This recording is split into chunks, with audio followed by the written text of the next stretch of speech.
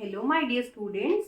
तो आज हम बात करने वाले हैं जो हमारा चैप्टर है जीओसी। जीओसी एक ऑर्गेनिक केमिस्ट्री का इतना इम्पोर्टेंट चैप्टर है, अगर आप इसे अच्छे से करते हो तब आप ऑर्गेनिक केमिस्ट्री आपके लिए बहुत ही आसान हो जाएगी, ठीक है ना। तो जीओसी में हम करने वाले हैं सबसे पहले इलेक्ट्रॉन डिस्प्लेसमेंट की बात, ठीक है।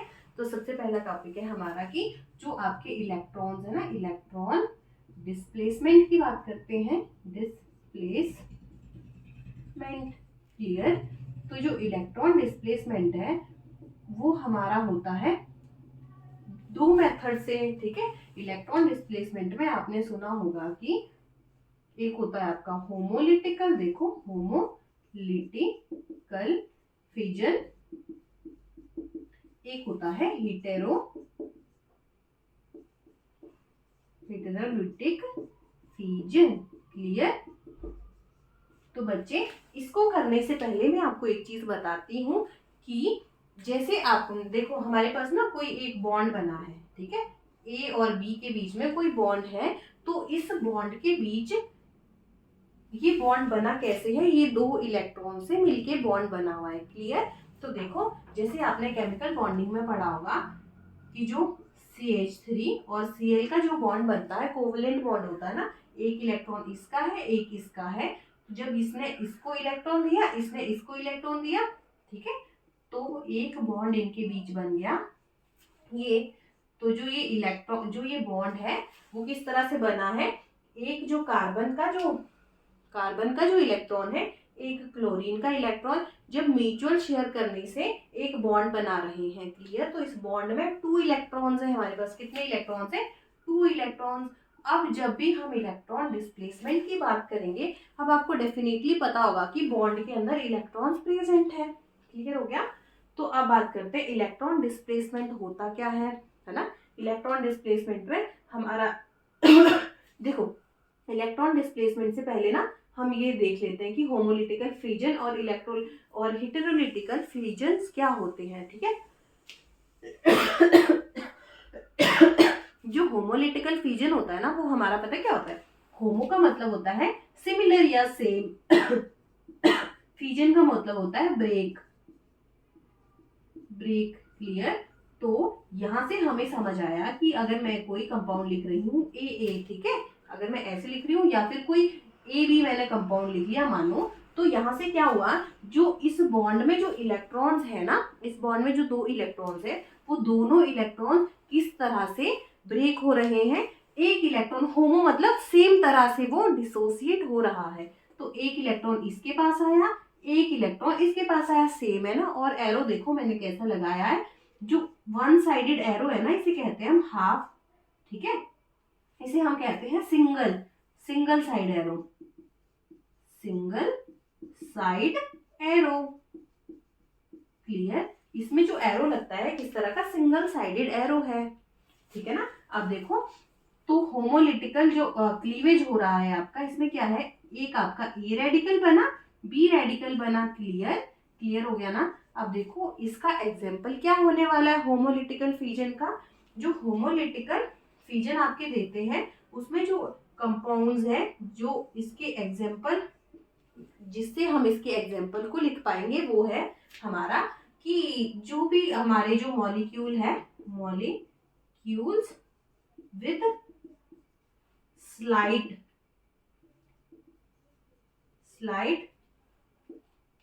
Electronegativity difference.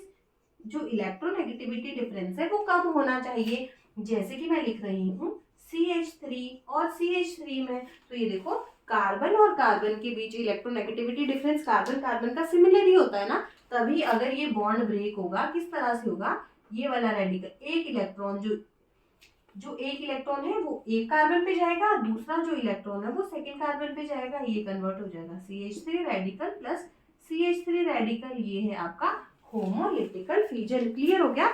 अब बात करते हैं हेटेरोलिटिकल फ्यूजन की, है ना। हेटेरोलिटिकल फ्यूजन आपका क्या होता है, जो हेटेरोलिटिकल फ्यूजन होता है ना बच्चे, उसमें क्या होता है, हेटेरो का मतलब ही क्या होता है, डिफरेंट, ठीक है, डिफरेंट।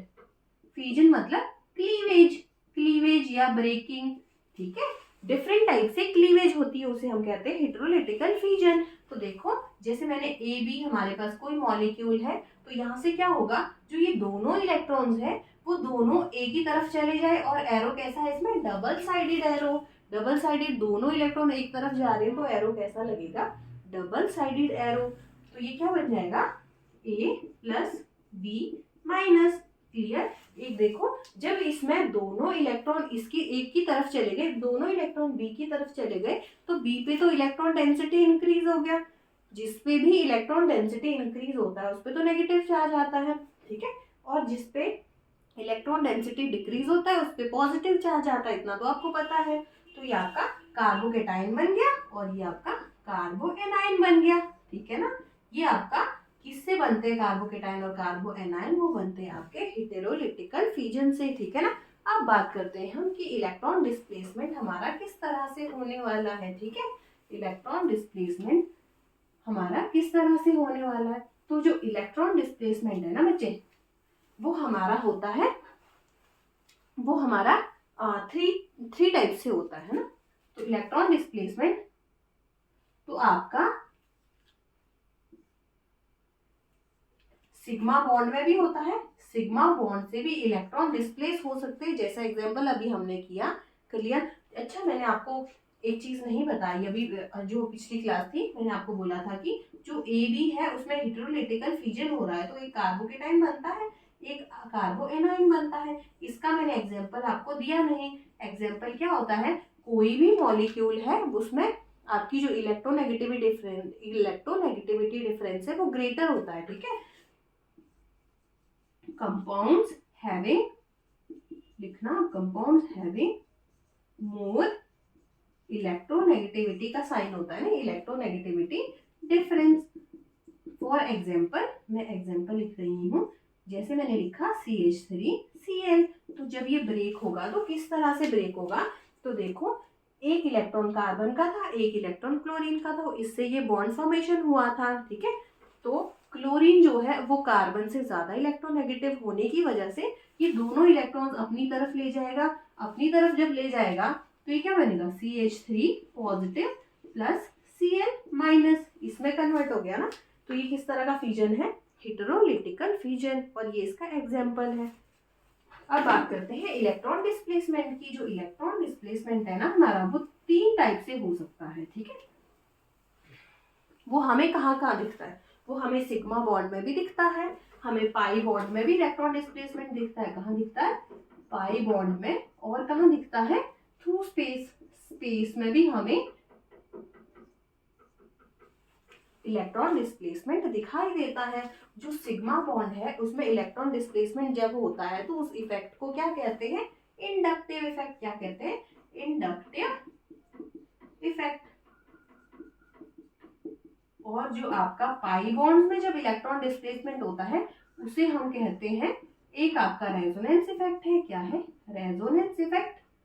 एक आपका है मीजोमेरिक इफेक्ट, मीजोमेरिक इफेक्ट। एक है आपका हाइपर कॉन्जुगेशन इफेक्ट, क्या है, हाइपर कॉन्जुगेशन इफेक्ट। स्पेस में जो इफेक्ट होता है ना वो 2 इफेक्ट होते हैं, SIR effect and SIP effect, steric inhibition in resonance and steric inhibition in protonation, ये इफेक्ट्स होते हैं। क्लियर हो गया आपको। तो यहाँ से पता चला कि जो इलेक्ट्रॉन डिस्प्लेसमेंट हो रहा है, तो जो ये सारे मैंने इफेक्ट्स लिखे हैं इसमें ना इलेक्ट्रॉन ही आपका डिस्प्लेस हो रहा है, ठीक है। इलेक्ट्रॉन डिस्प्लेस हो रहा है, एक पोजीशन से दूसरी पोजीशन पर जा रहा है, ठीक है। तो ये है आपके जो इंडक्टिव इफेक्ट है, जो आपका रेजोनेंस है, मेसोमेरिक है, इसमें इलेक्ट्रॉन ही डिस्प्लेस होकर एक प्लेस से दूसरे प्लेस पे जा रहा है, इसे हम कहते हैं इलेक्ट्रॉन डिस्प्लेसमेंट इफेक्ट। अब इस क्लास में हम मोस्टली बात करने वाले हैं, मोस्टली नहीं, हम डेफिनेटली बात करेंगे इंडक्टिव इफेक्ट की। किसकी बात करेंगे, इंडक्टिव इफेक्ट की, ठीक है। मैं इसे इरेज कर रही हूँ, ठीक है। तो इलेक्ट्रॉन डिस्प्लेसमेंट में सबसे पहला जो इफेक्ट है वो कौन सा है, इंडक्टिव इफेक्ट। मैं इसको इरेज कर देती हूँ, इंडक्टिव इफेक्ट लिखते हैं, ठीक है, इंडक्टिव इफेक्ट। इसे हम रिप्रेजेंट करते हैं आई इफेक्ट से, ठीक है। तो इसमें कुछ पॉइंट्स लिख लेना आप ना, है ना। इट अराइजेज, जो ये इफेक्ट है ना, इट अराइजेज फ्रॉम इलेक्ट्रोनेगेटिविटी, ये इलेक्ट्रोनेगेटिविटी का साइन है, इलेक्ट्रोनेगेटिविटी डिफरेंस की वजह से ये अराइज होता है, difference in the molecule, molecule में आपका इलेक्ट्रोनेगेटिविटी डिफरेंस होना बहुत जरूरी है, अदरवाइज ये आपका इफेक्ट, इंडक्टिव इफेक्ट शो नहीं करेगा। मैं आपको बताती हूँ किस तरह से। देखो मैं एक एग्जांपल लिखती हूँ, CH3 CH2 CH2 Cl, ठीक है, ये मैंने एग्जांपल लिखा। तो देखो इसमें ये अराइज हो रहा है इलेक्ट्रोनेगेटिविटी डिफरेंस से। इलेक्ट्रोनेगेटिविटी डिफरेंस कौन सा है आपका, ये देखो कार्बन और कार्बन की इलेक्ट्रोनेगेटिविटी तो सेम है, पर यहाँ देखो कार्बन और क्लोरीन में इलेक्ट्रोनेगेटिविटी क्लोरीन की ज्यादा है, क्लोरीन की ज्यादा है ना, तो इलेक्ट्रोनेगेटिविटी डिफरेंस होने की वजह से ये अराइज होने की पॉसिबिलिटी है, तो इसमें इलेक्ट्रोनेगेटिविटी डिफरेंस होगा, ठीक है ना, होगा। अब एक और एग्जांपल मैं आपको देती हूँ, CH3 CH2 CH3, ठीक है, CH2 और H, क्या इसमें इलेक्ट्रोनेगेटिविटी डिफरेंस क्या इसमें आपको इंडक्टिव इफेक्ट दिखेगा? नहीं दिखेगा, क्योंकि जो कार्बन और हाइड्रोजन की जो इलेक्ट्रोनेगेटिविटी डिफरेंस होता है ना, वो सिमिलर होता है, ठीक है, इसका होता है 2.5, इसका 2.1 के करीब करीब होता है, तो इलेक्ट्रोनेगेटिविटी डिफरेंस उतना ज़्यादा नहीं है, तो इसमें इंडक्टिव इफेक्ट आपको नहीं देखने को मिलेगा, इसमें इंडक्टिव इफेक्ट देखने को मिलेगा। फर्स्ट पॉइंट क्लियर हो गया, ठीक है, ये सिर्फ उन्हीं कंपाउंड में होता है जिसमें इलेक्ट्रोनेगेटिविटी डिफरेंस हमें दिखाई देता है, ठीक है।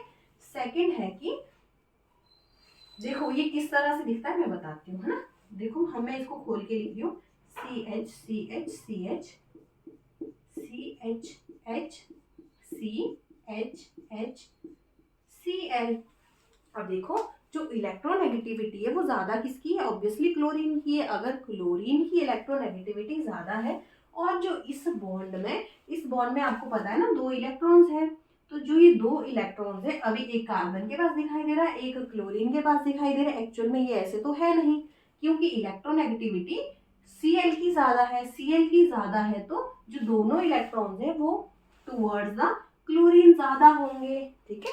अगर ज्यादा होंगे इसकी तरफ तो इसमें कोई चार्ज तो आएगा ना, अगर इसमें इलेक्ट्रॉन डेंसिटी ज्यादा है तो इलेक्ट्रॉन डेंसिटी ज्यादा होने का मतलब इस पे नेगेटिव चार्ज आ गया, स्लाइट नेगेटिव चार्ज। पर इसका मतलब ये नहीं है कि बॉन्ड कंप्लीटली ब्रेक हो गया है, बॉन्ड ब्रेक नहीं हुआ है, जो आपके जो इलेक्ट्रॉन पहले सेंटर में थे ना वो आपके अब किसकी तरफ आ गए, क्लोरीन की तरफ।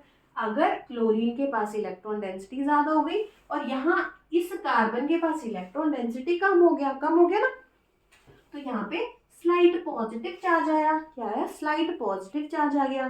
तो अगर पॉजिटिव चार्ज यहाँ पर आ गया तो क्या ये खुद न्यूट्रल नहीं होगा, हर एक चीज चाहती है चार्ज न्यूट्रल करना, तो अगर यहाँ पे पॉजिटिव आया तो ये इस चेन से थ्रू आउट द चेन ये इलेक्ट्रॉन लेने की प्रोसेस चलती रहेगी, इसने इससे लिया तो ये इससे ले लेगा। अगर इसने इस कार्बन नंबर 1 2 3 कार्बन नंबर 1 ने इलेक्ट्रॉन कार्बन नंबर 2 से लिया तो ये तो खुद स्टेबलाइज हो गया, न्यूट्रलाइज हो गया, पर ये चार्ज किस पे आ गया, स्लाइड पॉजिटिव, इतना भी क्लियर हो गया। अब इसको भी तो न्यूट्रलाइज होना है, फिर ये वापस इस कार्बन चेन से कार्बन नंबर 3 से इलेक्ट्रॉन लेने वाला है। जब ये इलेक्ट्रॉन लेगा तो यहाँ पे चार्ज क्या हो जाएगा, स्लाइड पॉजिटिव, बस क्लियर। तो यहाँ से पता चला कि जो आपका इलेक्ट्रोनेगेटिविटी डिफरेंस है, जो Cl क्रिएट कर रहा है उसकी वजह से ही आपका इंडक्टिव इफेक्ट लग रहा है। इंडक्टिव इफेक्ट में क्या क्या हो रहा है, अब देखो इंडक्टिव इफेक्ट में आपका क्या हो रहा है, देखो इंडक्टिव इफेक्ट में आपको पहले मैं ये बताती हूँ, ठीक है। तो यहाँ से पता चला जो ज्यादा पॉजिटिव चार्ज आपका कहाँ पर आया है, क्वेश्चन अगर आपसे पूछा जाए डेल्टा पॉजिटिव डेल्टा 3 पॉजिटिव, तो ज्यादा पॉजिटिव चार्ज ऑब्वियसली आपका कार्बन नंबर 1 पे आया होगा, ठीक है, कार्बन नंबर 1 पे है, फिर 2 पे है, क्योंकि इलेक्ट्रोनेगेटिविटी डिफरेंस सबसे ज्यादा आपका कार्बन नंबर 1 एंड क्लोरीन में है, तो सबसे कम इलेक्ट्रॉन डेंसिटी इसकी हुई होगी। अगर इलेक्ट्रॉन डेंसिटी इसकी सबसे कम है तभी तो इसका जो इफेक्ट है वो सबसे ज्यादा होगा, अगर इलेक्ट्रॉन इसमें कम है ना तभी तो ये ज्यादा खींचेगा तो इसका जो इफेक्ट है वो ज्यादा होगा, इसका कम होगा, इसका फिर कम होगा। तो जो आपका इंडक्टिव जो इफेक्ट है ना बच्चे, पहली बात तो देख ली, it arises from electronegativity difference. और जब ये अराइज होता है ना, सेकंड पॉइंट लिखना कि जब ये अराइज होता है तो क्या होता है, पोलराइजेशन आ जाता है, पोलराइजेशन आ जाता है ना।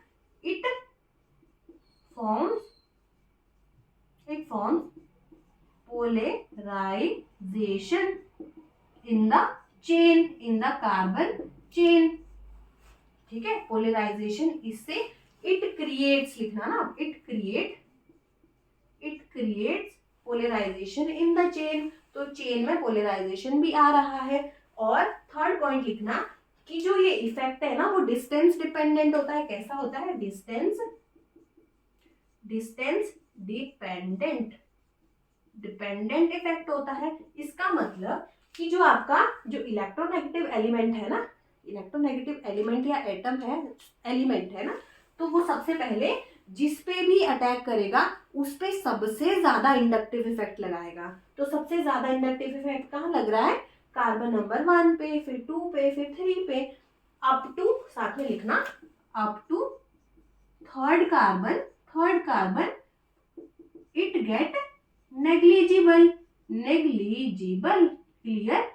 तो यहां से पता चला कि जो एक तो डिस्टेंस डिपेंडेंट है और ऊपर से थर्ड कार्बन के बाद तो जो इंडक्टिव इफेक्ट है वो नेग्लिजिबल ही हो जाता है, वो लगता ही नहीं है। ठीक है ना, तो सबसे ज्यादा कार्बन नंबर 1 पे ही लगेगा। ठीक है, क्लियर हुई। थर्ड बात मैंने आपको बता दी थी, सबसे ज्यादा यहाँ पर लगेगा। ठीक है, और फोर्थ मैं इसको इरेज करती हूँ, फिर मैं आपको बताती हूँ।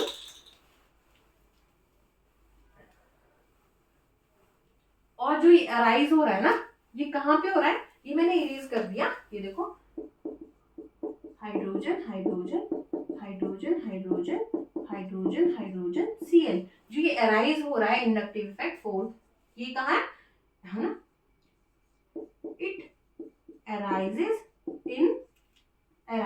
थ्रू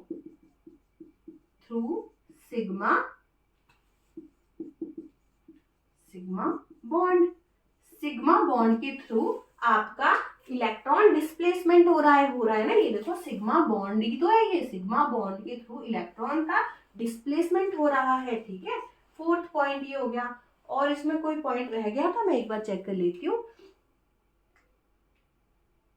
और ये परमानेंट इफेक्ट होता है, कैसा होता है, it is a permanent effect होता है।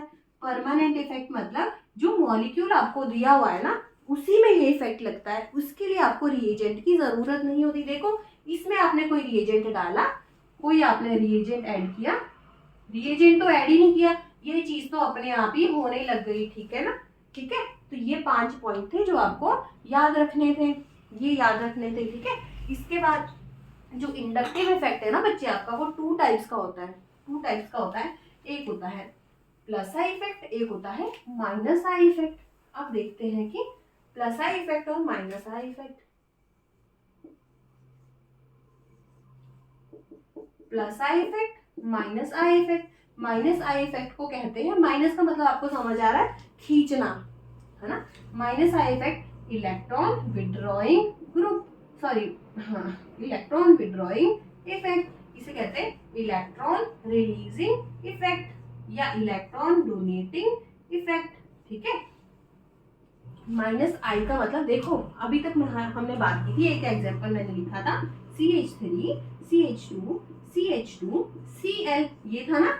इसमें क्या हुआ था, जो ये इलेक्ट्रोनेगेटिविटी डिफरेंस है कार्बन और क्लोरीन में, तो जो क्लोरीन है वो क्या कर रहा है, वो तो इलेक्ट्रोनेगेटिव है। अगर इलेक्ट्रोनेगेटिव है कार्बन से तो ये दोनों इलेक्ट्रॉन अपनी तरफ खींचेगा और यहाँ पे स्लाइड पॉजिटिव चार्ज आ जाएगा। अगर यहाँ पे पॉजिटिव आ गया तो यहाँ पे अगर इलेक्ट्रॉन खींचेगा तो नेगेटिव चार्ज आएगा ना, तो यहाँ पे पॉजिटिव आ गया, तो ये इससे खींचेगा तो ये पॉजिटिव डबल पॉजिटिव हो जाएगा, फिर ये इससे खींचेगा तो पॉजिटिव पॉजिटिव, है ना। जो ये वाला कार्बन है फिर ये इस कार्बन से खींचेगा, इस तरह से ये इफेक्ट चलता है। अगर अगले कार्बन पे जाएगा वहां तक खत्म हो जाएगा। ठीक है, तो जो ये Cl ग्रुप है ना, यहाँ से आपको क्या लग रहा है, ये कार्बन चेन से क्या कर रहा है, इलेक्ट्रॉन को विड्रॉ कर रहा है ना। ऐसे ही ग्रुप ठीक है, ऐसे ही जो ग्रुप्स हैं जो आपके कार्बन चेन से जो इलेक्ट्रॉन्स हैं उनको अपनी तरफ खींचते हैं, विड्रॉ करते हैं, उसे हम क्या कहते हैं, माइनस आई इफेक्ट। अब आपको समझ आ गया होगा माइनस आई इफेक्ट क्या होता है। प्लस आई इफेक्ट क्या होता है कि जो आपके ऐसे ग्रुप्स है, यहाँ पे कोई ऐसा ग्रुप मैंने लगा दिया जो आपकी इस कार्बन चेन को इलेक्ट्रॉन दे रहा हो, क्या कर रहा हो, इलेक्ट्रॉन दे रहा हो, ठीक है, उसे कहते हैं प्लस आई इफेक्ट। ठीक है, तो अब हम क्लियरली बात करने वाले हैं माइनस आई इफेक्ट की। और जो माइनस आई इफेक्ट का पहले मैं आपको ना माइनस आई इफेक्ट का एक एग्जांपल दे देती हूँ कि माइनस आई इफेक्ट का आपको ऑर्डर बताना है क्वेश्चन करवा, इसके बाद ना हम सारे क्वेश्चन ही करने वाले हैं। ठीक है, क्वेश्चन नंबर 1 में आपको ये दे देती हूँ कि देखो ये OH है, ये किसी कार्बन चेन से जुड़ा हुआ है, और ये आपका ऑक्सीजन, हाइड्रोजन ये भी आपका किसी कार्बन चेन से जुड़ा हुआ है, ये पॉजिटिव चार्ज है। क्लियर। तो इसमें आपको बताना है कि माइनस आई इफेक्ट किसका ज्यादा होगा, इसमें आपको बताना है माइनस आई इफेक्ट किसका ज्यादा होने वाला है। तो आप क्या करेंगे, आपको क्या करना है, अगर यहाँ कार्बन चेन लगी हुई है ना, ये कार्बन चेन लगी है, तो ये देखो पहले तो क्या है कि इलेक्ट्रोनेगेटिविटी डिफरेंस देखना पड़ेगा इंडक्टिव इफेक्ट के लिए। तो देखो कार्बन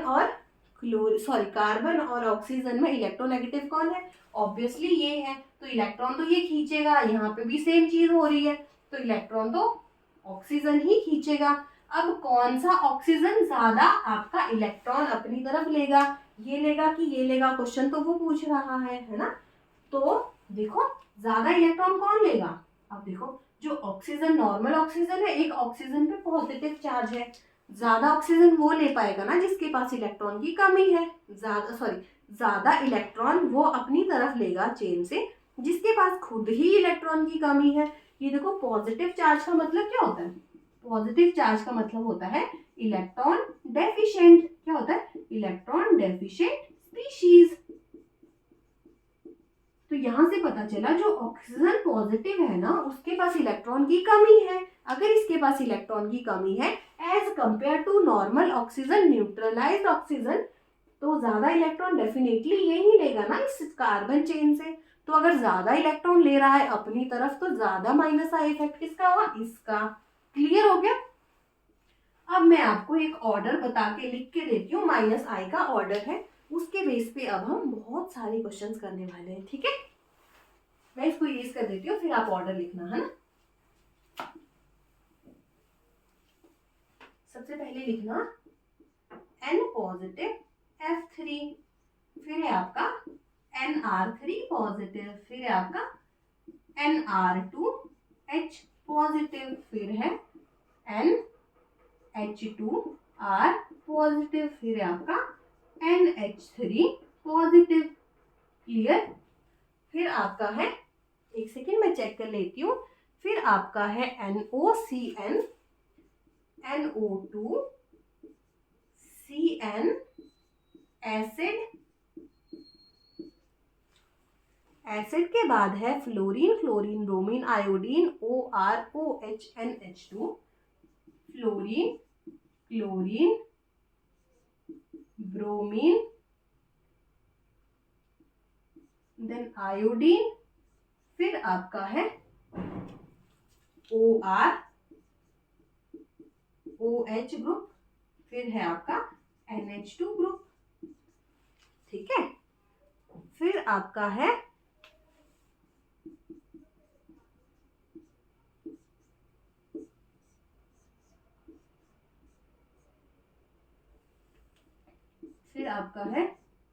फिनाइल, ये फिनाइल है ना, फिर आपका है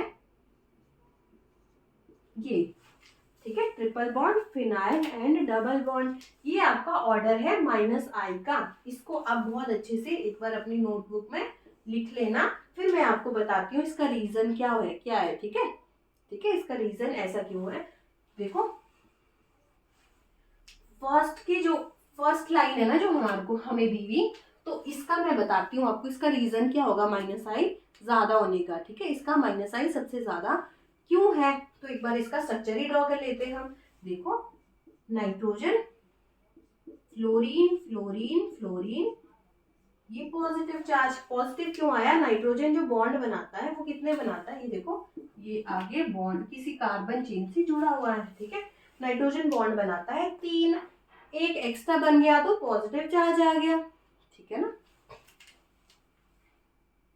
नाइट्रोजन आर आर आर, जो ये आर है उसका मतलब क्या है, वो किसी एल्काइल चेन से जुड़े हुए हैं। एल्काइल मतलब मीथेन, इथेन, प्रोपेन, ये कार्बन चेन से अटैच्ड है। ठीक है, nitrogen positive, R R hydrogen, nitrogen, अब स्पेस नहीं है तो मैं सीधा हाइड्रोजन हाइड्रोजन ही लिख देती हूँ। हाइड्रोजन चलो मैं तो थोड़ा छोटा बना देती हूँ। Nitrogen positive, R H H, nitrogen hydrogen hydrogen hydrogen positive, ये है ना। तो सबसे पहले चेक करते हैं जो आपका ये ग्रुप है इसमें माइनस आई इफेक्ट सबसे ज्यादा क्यों है। यहाँ पे जो चेन जुड़ी है ना वो कार्बन चेन है। ठीक है, कार्बन चेन अगर है तो माइनस आई इफेक्ट क्या होता है, कार्बन चेन में जो ग्रुप जुड़ा हुआ है ना तो वो क्या है, वो इलेक्ट्रॉन को कार्बन चेन से अपनी तरफ खींचेगा। कार्बन चेन तो ये है, तो इलेक्ट्रॉन को खींचेगा कौन, नाइट्रोजन। ऑब्वियसली जो इसकी इलेक्ट्रोनेगेटिविटी ज्यादा होगी वही खींचेगा। अब देखो कार्बन और नाइट्रोजन में इलेक्ट्रोनेगेटिविटी तो नाइट्रोजन की ज्यादा है, खींचता तो ये वैसे भी, ऊपर से पॉजिटिव चार्ज आ गया, पॉजिटिव आ गया तो नाइट्रोजन के पास इलेक्ट्रॉन और भी कम हो गए, और कम हो गए ना, इलेक्ट्रॉन ज्यादा कम हो गए पॉजिटिव की वजह से। तो एक तो इलेक्ट्रोनेगेटिविटी डिफरेंस इसका ज्यादा हो गया है ना, इलेक्ट्रोनेगेटिविटी ज्यादा हो गई। ऊपर से देखो जैसे इसने इलेक्ट्रॉन खींचा यहाँ पे ना, तो यहाँ से वापस खींचने वाले और ग्रुप भी है। देखो फ्लोरीन फ्लोरीन फ्लोरीन ये खींच रहे हैं, तो ये क्या बोल रहा है, फ्लोरीन बोल रहा है मुझे भी इलेक्ट्रॉन चाहिए। फिर नाइट्रोजन को क्या करना पड़ रहा है, नाइट्रोजन को इसको बहुत सारे इलेक्ट्रॉन अपनी तरफ खींचने पड़ रहे हैं। समझ गए ना, एक तो ये खुद पॉजिटिव चार्ज है, खुद ही ज्यादा खींचेगा, ऊपर से जो फ्लोरीन है वो और ज्यादा माइनस आई लगा रहे हैं, तो वो बोल रहे और तू ज्यादा खींच, तभी तो ये कार्बन चेन से सबसे ज्यादा इलेक्ट्रॉन्स खींचेगा। इसलिए सबसे ऊपर जो इफेक्ट है वो आपका किसका है, माइनस आई NF3 पॉजिटिव का। ये क्लियर हो गया, इसको मैं इरेज कर देती हूँ। ठीक है, अब देखो जो आपका ये ग्रुप है, अब इसमें देखते हैं, ये इसमें ना आपको क्वेश्चन भी बन सकता है कि आपको बताना है कि माइनस आई का ऑर्डर बताओ।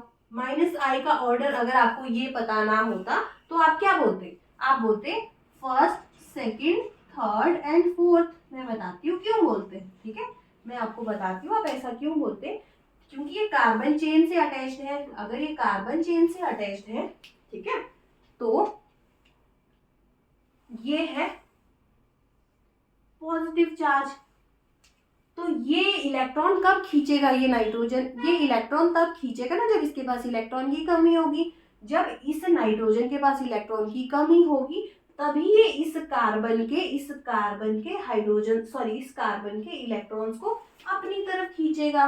पर यहाँ पर देखो, यहाँ पे एक्चुअल में हो क्या रहा है, जो ये ग्रुप है ना आर आर आर, ये कैसे है, एल्काइल ग्रुप है। एल्काइल क्या होते हैं, ये प्लस आई ग्रुप होते हैं। प्लस आई मतलब इलेक्ट्रॉन डोनेटिंग ग्रुप्स होते हैं। अगर ये इलेक्ट्रॉन दे रहा है, सुनो, अगर ये इलेक्ट्रॉन इसको दे रहा है ना, तो जितने ज्यादा इलेक्ट्रॉन यहाँ पे होंगे, इलेक्ट्रॉन डेंसिटी तो क्या इंक्रीज हो गई। अगर इलेक्ट्रॉन ज्यादा हो गए तो ये इस बॉन्ड से, कार्बन नाइट्रोजन बॉन्ड से क्यों खींचेगा, तो ये इलेक्ट्रॉन नहीं लेगा। समझ गए ना। तो यहाँ से पता चला आपको कि जो पहला है ना बच्चे, अच्छा एक सेकंड, ये ऑर्डर मैंने थोड़ा उल्टा लिख दिया ना। तो जो आपका पहला है ना वो तो माइनस आई इफेक्ट सबसे कम लगाएगा ना सबसे कम, क्योंकि जब इसको आर ग्रुप देने वाले इतने ज्यादा हो गए, ये तो न्यूट्रल हो गया। अगर न्यूट्रल हो गया तो क्यों खींचेगा ये इससे। ठीक है, पर यहाँ पर क्या हो रहा है, यहाँ पे 2 आर ग्रुप है, देने वाले कम हो गए, तो ये इससे भी फिर इलेक्ट्रॉन ले लेगा। सबसे लास्ट में क्या हुआ, सबसे लास्ट में ये हुआ, ये इसको इलेक्ट्रॉन दे ही नहीं रहा। अगर हाइड्रोजन नाइट्रोजन को इलेक्ट्रॉन नहीं दे रहा तो ऑब्वियसली वो कार्बन की चेन से ही इलेक्ट्रॉन को अपनी तरफ लेगा, तो लेगा तो बहुत ज्यादा लेगा। तो सबसे ज्यादा नेगेटिव माइनस आई इफेक्ट किसका होने वाला है, 4 का, फिर थर्ड का, फिर सेकंड का। समझ गए? ये ऑप्शन ये मैंने क्यों लिखा इस तरह से क्योंकि जो आपका जो फर्स्ट ऑप्शन है ना उसमें क्या हो रहा है, इसने इलेक्ट्रॉन इस चेन से लेने हैं, अगर इससे लेगा तभी तो माइनस आई इफेक्ट लगेगा, है ना। तो अगर इसको कोई ऐसा मिल जाए जो इलेक्ट्रॉन को ये खुद ही दे रहा है, बहुत ज्यादा दे रहा है, तो ये इससे क्यों लेगा, अगर इससे नहीं लेगा तो माइनस आई इफेक्ट डिक्रीज हो जाएगा। तो फर्स्ट का सबसे कम है माइनस आई इफेक्ट। अगर आप ये ऑर्डर लिखते हो तो ये गलत है। अगर आपको ऑर्डर लर्न है तब तो आप डायरेक्टली कर पाओगे कि फर्स्ट का जो माइनस आई इफेक्ट है वो सबसे ज्यादा है, फिर सेकंड का, फिर थर्ड का, फिर फोर्थ का। पर जो एग्जामिनर है ना वो आपको, हमें ये चीज ना एग्जाम में याद ही नहीं रहती है, सीधी सी बात है ना। मैं आपको इसका रीजन बताती हूँ, फिर आप कभी नहीं भूलेंगे ये चीज, है ना।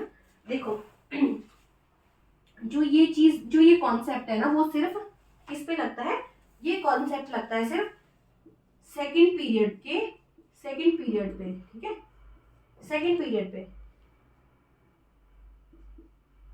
सेकंड पीरियड एलिमेंट्स के ऊपर ही ये कॉन्सेप्ट लगता है, जो कहता है कि जो सेकंड पीरियड है, नाइट्रोजन आपका क्या है, सेकंड पीरियड का है ना, सेकंड पीरियड का एलिमेंट है, उसकी वजह से उसका साइज क्या होता है, साइज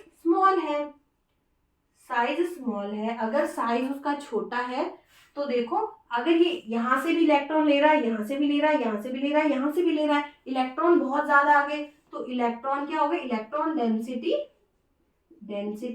इंक्रीज हो गया। इलेक्ट्रॉन डेंसिटी जितनी ज्यादा इंक्रीज होगी तो जो कार्बन नाइट्रोजन जो ये नाइट्रोजन आर और आर इसके बीच का जो बॉन्ड एंगल है वो इंक्रीज हो जाएगा ना, क्योंकि डेंसिटी इंक्रीज हो गई तो रिपल्शन, जितनी ज्यादा इलेक्ट्रॉन डेंसिटी होगी उतनी ज्यादा तो रिपल्शन हो जाएगी, जितनी ज्यादा रिपल्शन होगी बॉन्ड एंगल भी उतने दूर दूर चले जाएंगे, दूर जाएंगे तो बॉन्ड एंगल इंक्रीज हो जाएगा, ठीक है, बॉन्ड एंगल इंक्रीज हो जाएगा।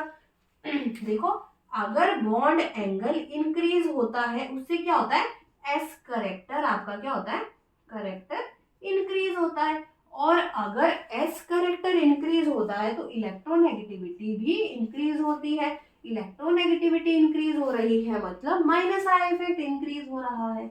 बस क्लियर हो गया ये बात। बहुत इंपॉर्टेंट कॉन्सेप्ट था जो सिर्फ सेकंड पीरियड एलिमेंट्स के ऊपर ही लगेगा, बाकी किसी पे नहीं लगेगा। तो देखो जो ये नाइट्रोजन है ना इसका साइज बहुत छोटा है, तो जो आर जो इसको इलेक्ट्रॉन बहुत ज्यादा दे रहे हैं, यहाँ से भी इलेक्ट्रॉन ले रहा है, ठीक है, इलेक्ट्रॉन बहुत ज्यादा लेने की वजह से रिपल्शन हो जाएगा। जितना ज्यादा रिपल्शन होगा इलेक्ट्रॉन्स के बीच में तो उतना बॉन्ड एंगल इंक्रीज हो जाएगा। बॉन्ड एंगल इंक्रीज होगा तो एस करेक्टर इंक्रीज होगा तो इलेक्ट्रोनेगेटिविटी इंक्रीज होगी, उससे माइनस आई इफेक्ट इंक्रीज हो जाएगा।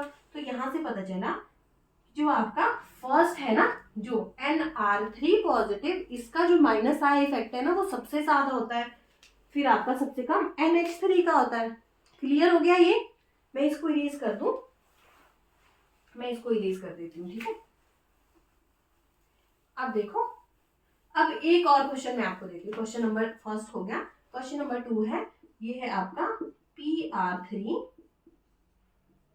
Positive, PRH positive, PHH positive. इसमें आपने मुझे बताना है माइनस आई का ऑर्डर, माइनस आई इफेक्ट का ऑर्डर आप मुझे बताओ।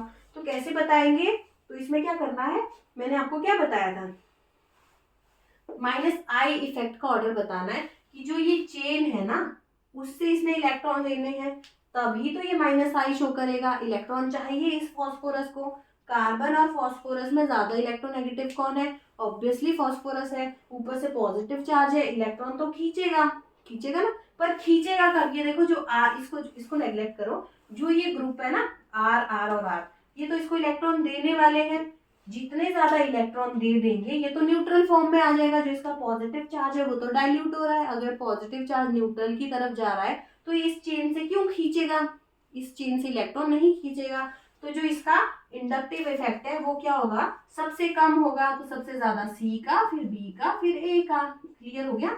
इसमें आप फर्स्ट वाला कॉन्सेप्ट मत लगा देना कि ए का सबसे ज्यादा, फिर बी का, फिर सी का, क्योंकि जो फॉस्फोरस है ना बच्चे, उसका साइज कैसा होता है, बड़ा होता है। तो जब इलेक्ट्रॉन यहाँ से इधर आ रहे हैं, यहाँ इस आर से फॉस्फोरस के पास आ रहे हैं, यहाँ से यहाँ आ रहे हैं, तो साइज बड़ा है।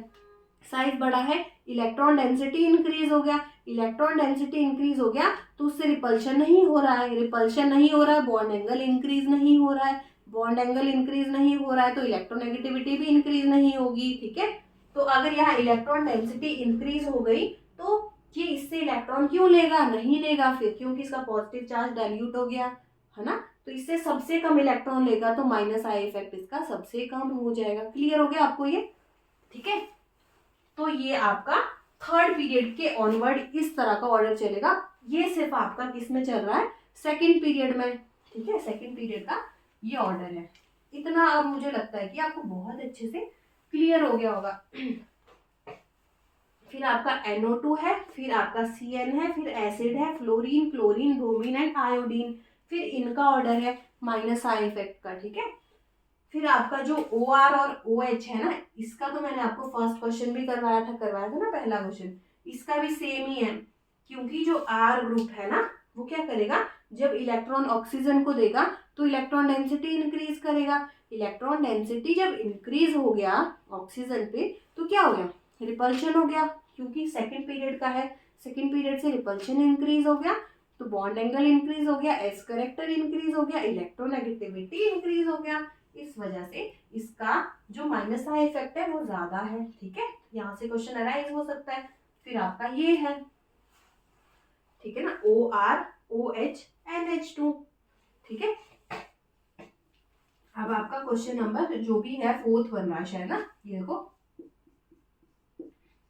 ये और CH2, इन दोनों में आपसे पूछा जाए कि आपका माइनस आई इफेक्ट किसका ज्यादा होगा। ठीक है, माइनस आई इफेक्ट कौन से ग्रुप का ज्यादा होगा, तो आप क्या बोलेंगे, आप क्या बोलेंगे, आप बोलेंगे पता नहीं, है ना। क्योंकि मैं इसका रीजन बताती हूँ, क्योंकि आपने डायरेक्ट लर्न किया हुआ है। ठीक है, मैं रीजन बताती हूँ ऐसा क्यों हो रहा है। ऐसा इसलिए हो रहा है क्योंकि आप जब इसकी इस कार्बन और इस कार्बन की हाइब्रिडाइजेशन निकालेंगे, क्या होती है, sp होती है ना बच्चे, sp केमिकल बॉन्डिंग में आपको मैं ये अच्छे से सिखा दूंगी, पर अभी ध्यान रखो ना, ये sp2 है, इस कार्बन की भी sp2 है। अगर sp हाइब्रिडाइजेशन है तो s करेक्टर कितना हुआ, 50% और p भी 50%। क्लियर, तो अगर sp2 हाइब्रिडाइजेशन है तो s करेक्टर कितना हुआ, 33%, क्योंकि 100 से हम करते हैं ना, 100 का थर्ड पार्ट है, ये थर्ड पार्ट है तो 33%, और जो p करेक्टर है वो कितना है, 66%। ओके, तो मैंने आपको बताया था s करेक्टर जितना ज्यादा इंक्रीज होता है इलेक्ट्रोनेगेटिविटी उतनी ज्यादा इंक्रीज होती है, और s character directly proportional to bond angle. Bond angle जितना ज्यादा होता है s करेक्टर उतना ज्यादा होता है, इलेक्ट्रोनेगेटिविटी उतनी ज्यादा होती है, और क्या, माइनस आई इफेक्ट भी उतना ज्यादा इंक्रीज होता है। तो देखो ये क्या है आपका, ये क्या है, ये क्या है आपका एल्काइन, ये है एल्कीन, है ना, ये इथीन है, ये इथाइन है। ठीक है, ये इथीन है, ये इथाइन है, तो इस ये तो लीनियर होता है, इसका बॉन्ड एंगल कितना है, 180 डिग्री। ये कितना है, आप जब इसको लिखते हो तो किस तरह से लिखते हो, ये आपका प्लेनर स्ट्रक्चर होता है ना बच्चे, है ना, ये हाइड्रोजन, ये इस तरह से कार्बन चेन आगे अटैच होने वाली है। ठीक है, तो ये कैसा है, प्लेनर ट्राइगोनल प्लेनर इसकी ज्योमेट्री है। इसका बॉन्ड एंगल कितना होता है, 120 डिग्री। तो मैंने बोला बॉन्ड एंगल 180 डिग्री है, बॉन्ड एंगल इंक्रीज होगा, एस करेक्टर इंक्रीज होगा, इलेक्ट्रोनेगेटिविटी इंक्रीज होगा, माइनस आई इफेक्ट इंक्रीज होगा। क्लियर, क्लियर हो गया ना। अब हम डायरेक्ट चल रहे हैं क्वेश्चंस पे। ठीक है, अब हम चल रहे हैं क्वेश्चंस पे, जितने भी आपके माइनस आई इफेक्ट से रिलेटेड क्वेश्चंस बनते हैं वो मैं आपको अब बताने वाली हूँ। ठीक है ना, ये OR है, ये OH है। ओके, एक मिनट।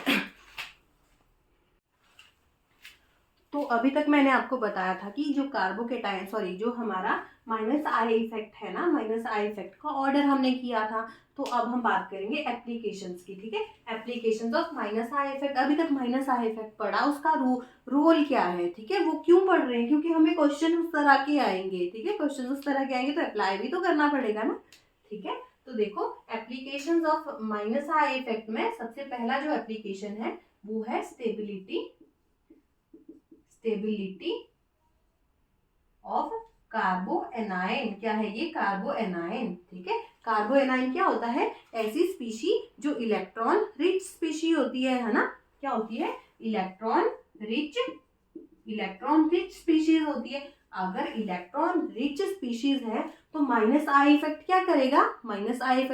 देखो बच्चे, देखो मैं कुछ लिख रही हूँ। अगर मैंने यहाँ लिखा CH3 माइनस, यहाँ पे लिख दिया CH2F, ऐसे कुछ मैंने लिख दिया। ठीक है, तो अब जो कार्बोएनाइन है, कार्बोएनाइन में आपका जो माइनस आई इफेक्ट है उसका रोल क्या है? उसका रोल डेफिनेटली ये है ना कि कार्बोएनाइन की स्टेबिलिटी को क्या कर रहा है? इंक्रीज कर रहा है कि डिक्रीज कर रहा है? देखो ये देखो, मैंने आपको बताया था किसी भी मॉलिक्यूल में ना कभी भी कोई भी चार्ज पॉजिटिव हो चाहे नेगेटिव हो वो कभी स्टेबल नहीं होता। हर एक चीज चाहती है न्यूट्रल फॉर्म। ठीक है, तो ये नेगेटिव चार्ज है, इसके पास इलेक्ट्रॉन पहले से ज्यादा है, तो इसे तो क्या करना है? इसे न्यूट्रल करने हैं। ये क्या है? ये जो स्पीशी है वो किस तरह की? वो इलेक्ट्रॉन को अपनी तरफ लेने वाली है। अगर ये इलेक्ट्रॉन ले रहा है, ये इस कार्बन से लेगा और ये इस कार्बन से ले लेगा, ये कार्बन फिर इस कार्बन से ले लेगा। क्लियर? तो अगर ये इसका पॉजिटिव चार्ज को डाइल्यूट कर रहा है ना, तो यहाँ से क्या पता चला हमें? जो माइनस आई इफेक्ट है ना, माइनस आई इफेक्ट, ये कंक्लूजन है ना बच्चे, ये इंपॉर्टेंट है। जो माइनस आई इफेक्ट है वो क्या करता है? वो आपके जो कार्बोकेटाइन की जो स्टेबिलिटी है ना, कार्बोकेटाइन की स्टेबिलिटी को इंक्रीज करता है। या minus I effect is directly proportion to carbanion stability. बस इतना सा आपको करना था। बाकी जो क्वेश्चन नंबर 1 से क्वेश्चन नंबर 6 है वो सारे इससे रिलेटेड है। अब देखो इसमें ना सबसे पहले मैं आपको रूल बता देती हूँ, रूल क्या होते हैं। ठीक है, मैं इसको इरेज करती हूँ। अब देखो, जब भी आप कभी भी आप ना माइनस आई इफेक्ट लगाए, उसका एक ही रूल है, वो है आपका DNP रूल। उसको याद रखना। DNP का मतलब डिस्प्लेसमेंट। क्या मतलब है? डिस्प्लेसमेंट किसका? जो माइनस आई इफेक्ट लगाने वाले ग्रुप का, और जो कार्बोकेटाइन या कार्बोएनाइन का जो डिस्प्लेसमेंट है वो कम से कम होना चाहिए। क्या होना चाहिए? कम होना चाहिए, है ना। डिस्प्लेसमेंट सबसे कम होना चाहिए। सेकेंड बात क्या बोली? नंबर मतलब सबसे पहले आपको जो प्रायोरिटी देनी है वो डिस्प्लेसमेंट को ही देनी है कार्बोएनाइन के केस में। ठीक है, सेकेंड प्रायोरिटी देनी है किसको? नंबर को, कि जितने आपके माइनस आई इफेक्ट लगने वाले ग्रुप है जितने ज्यादा होंगे फिर उसको प्रायोरिटी देनी है, फिर देना है नंबर को, है ना। फिर सबसे लास्ट में देनी है प्रायोरिटी ऑर्डर जो हमने देखा था, माइनस आई का जो ऑर्डर देखा था ना, बड़ा सा ऑर्डर, सबसे लास्ट में उसके बेस पे चलना है। ठीक है, क्लियर हो गया? अब क्वेश्चन नंबर 1 पे चलते हैं। ये आपका नेगेटिव चार्ज है। ठीक है, तो अब जो कार्बोएनाइन ये भी है, कार्बोएनाइन ये भी है। अब आपको बताना इसमें और इसमें ज्यादा स्टेबिलाईज कौन सा कार्बोएनाइन होने वाला है। तो कार्बोएनाइन है तो सबको न्यूट्रल तो होना है। अगर न्यूट्रल होना है तो नेगेटिव चार्ज को क्या करना है? कम करना है। नेगेटिव चार्ज आपका कब होगा? जब कोई लेने वाला ग्रुप हो जाए माइनस आई लगाने वाला। तो माइनस आई वाला यहाँ पे Cl दिख रहा है, ये भी Cl है। पर मैंने क्या बोला था? जो आपका Cl किस तरह का ग्रुप है? माइनस आई है, मतलब इंडक्टिव इफेक्ट है। इंडक्टिव इफेक्ट कैसा होता है? डिस्टेंस डिपेंडेंट का मतलब वो जितना ज्यादा डिस्टेंस बढ़ता जाएगा इंडक्टिव इफेक्ट उतना कम होता जाएगा। तो यहाँ देखो, तो सबसे पहले हम देखते भी डिस्टेंस ही है, डिस्टेंस कम होना चाहिए तभी इफेक्ट ज्यादा अच्छा लग पाएगा। तो डिस्टेंस देखो, ये आपका माइनस आई वाला इफेक्ट लगने वाला ग्रुप है, ये आपका क्या है? कार्बोनाइन है। इसके बीच में सिर्फ एक ही कार्बन है। यहाँ पे देखो इसमें 2 कार्बन है, कितने हैं? CH2। इस चीज को मैं ऐसे लिखूं ना, CH2 माइनस CH2 Cl। तो यहाँ देखो 2 कार्बन दिख रहे हैं, कितना है डिस्टेंस? 2 कार्बन का। तो जितना ज्यादा कार्बन का डिस्टेंस होगा तो इसका माइनस आई यहाँ तक अच्छे से पहुंच नहीं पाएगा। तो ज्यादा स्टेबिलिटी फर्स्ट वाले की होगी as compare to this. Clear? ये क्वेश्चन क्लियर हो गया? अब मैं चलती हूँ क्वेश्चन नंबर 2 पर। क्वेश्चन नंबर 2 क्या है हमारा? इसको आप लिखो, इसको किस तरह से लिखेंगे, देखो इसको मैं लिख रही हूँ CH2 माइनस CH2Cl, फिर है आपका CH2 माइनस CH Cl, यही तो है ना बच्चे। ये क्वेश्चन नंबर 2 में आपको बताना है कि कौन ज्यादा स्टेबल होगा। आपसे ये नहीं पूछेंगे कौन सा कार्बन एनाइन ज्यादा स्टेबल होगा, आपसे पूछेंगे ये और ये आपको दे देंगे, इसमें ज्यादा स्टेबल कौन सा होने वाला है। और जरूरी नहीं है कि आपको कार्बन हाइड्रोजन की फॉर्म में दे, ऐसे भी दे सकते हैं, ठीक है। तो इसमें ज्यादा स्टेबल कौन है, आपको वैलेंसी पूरी करनी है। कार्बन की टेट्रावैलेंट होता है ना, देखो जो ये वाला कार्बन है यहाँ पे 1 बॉन्ड 2 बॉन्ड 3 बॉन्ड बना रहा है, एक हाइड्रोजन तो होगा जो यहाँ लिखा है मैंने, ठीक है। तो देखो मैंने आपको क्या बोला था, स्टेबिलिटी देखने के लिए क्या करते हैं, यहाँ नेगेटिव चार्ज है, नेगेटिव है तो इसको न्यूट्रल करना है। न्यूट्रल कौन करता है, जो माइनस आई लगा रहा है, माइनस आई दिख तो रहा है, एक है ये 2 है। सबसे पहले मैंने आपको बोला था BNP रूल, सबसे पहले डिस्टेंस देखते हैं, डिस्टेंस तो 1 कार्बन का है, ये भी 1 कार्बन का है, तो इसे तो हम देखेंगे नहीं क्योंकि सेम सेम आ रहा है। फिर बात करते हैं N रूल की, नंबर की, जितने ज्यादा नंबर होंगे माइनस आई वाले उतना ज्यादा प्रायोरिटी होगी। यहाँ देखो यहाँ नंबर 2 है, यहाँ पे नंबर 1 है, तो यहाँ से पता चला जो सेकंड है वो ज्यादा स्टेबलाइज करने वाला है आपके कार्बन आयन को। फिर थर्ड देखो ये आपका फ्लोरीन है, ये क्लोरीन है, तो ज्यादा स्टेबलाइज कौन करेगा, ये या ये। जो कार्बन आयन है वो वैसे ही अनस्टेबल है ना। इस पे क्या माइनस आई ग्रुप चाहिए आपको, माइनस आई ये भी है, माइनस आई ये भी है, ये भी इलेक्ट्रॉन को अपनी तरफ खींचेगा, ये भी खींचेगा। ज्यादा कौन खींचेगा उसके लिए पहले DNP रूल लगाओ। DNP मतलब डिस्प्लेसमेंट, डिस्प्लेसमेंट सेम है, ये देखो एक कार्बन का, ये भी एक कार्बन का। अब N देखते हैं, नंबर भी सेम है, यहाँ पे एक फ्लोरीन है, यहाँ एक क्लोरीन है, नंबर सेम है ना 1 1। फिर प्रायोरिटी देखो, फ्लोरीन ज्यादा माइनस आई लगाता है कि क्लोरीन, ऑब्वियसली फ्लोरीन, तो ये आपका ज्यादा स्टेबलाइज्ड कार्बन आयन होने वाला है। फिर अब देखो जो आपका क्वेश्चन नंबर 4 है, क्वेश्चन नंबर 4 को देखो और इसे खुद करने की कोशिश करो। इतना इजीली आपसे नहीं पूछेगा जितना अभी तक पूछा है ना, तो ये क्वेश्चन थोड़ा, इसमें आपको सारे रूल्स लगाने पड़ेंगे, है ना। ये देखो एक CH3 माइनस है, CH2 माइनस, CH2 NO2, ये आपका CH2 फ्लोरीन। अब इसमें आपको बताना है जो कार्बन आयन है कौन ज्यादा स्टेबलाइज, ऐसे नहीं पूछेंगे आपको कार्बन आयन कौन सा स्टेबल है, इसमें डायरेक्टली पूछेंगे stability order of following, option देंगे ABCD या ऐसे करके, ठीक है। तो क्या करेंगे आप, सबसे पहले मैंने आपको बोला है DNP रूल लगाओ। सबसे पहले डिस्टेंस देखो, डिस्टेंस यहाँ पे तो देखो, यहाँ पे तो ना स्टेबलाइज हो ही नहीं रहा, यहाँ पे कोई ग्रुप ही नहीं है इस नेगेटिव चार्ज को न्यूट्रल करने वाला, है बिल्कुल भी नहीं दिख रहा। पर यहाँ पे दिख रहा है, यहाँ भी है, यहाँ भी है, यहाँ भी है ना। तो माइनस आई लगाने वाले ग्रुप है।